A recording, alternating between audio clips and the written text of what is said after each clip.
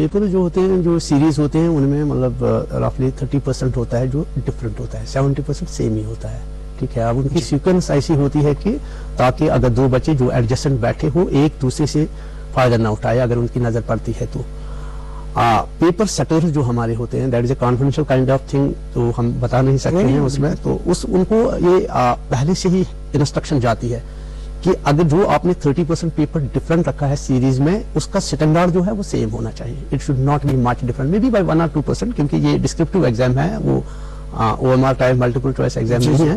تو وہ انسٹرکشن ان کو چلی گئی ہے. تو مجھے لگتا ہے ہمیں تو کم سے کم نہیں آیا ہے میری نوٹس میں کہ کہیں پر کہ اے میں آسان تھا, بی میں مشکل تھا یا سی میں میڈیم. اس چیز کو جو پیپر سیٹرز ہوتے ہیں وہ چیز دیکھتے ہیں. اس کے بعد ہمارے ہوتے ہیں جو ماڈیفیکیشن بھی کرتے ہیں.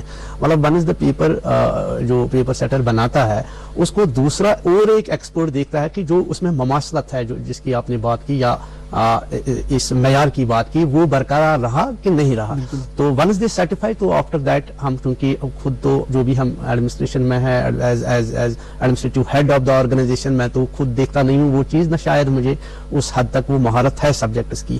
لیکن نیچے جو ہمارا وہ ایک سسٹم ان پلیس ہے دیٹ از کریڈیبل سسٹم, وہ ایک باضابطہ ایک ایسا نظام ہے جو کہ برسوں سے چل رہا ہے.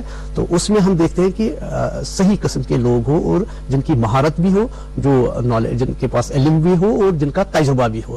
تو مجھے لگتا ہے اس قسم کی کم سے کم شکایت تو میرے پاس نہیں آئی. اگر آئے گی تو شاید ہم پھر کوئی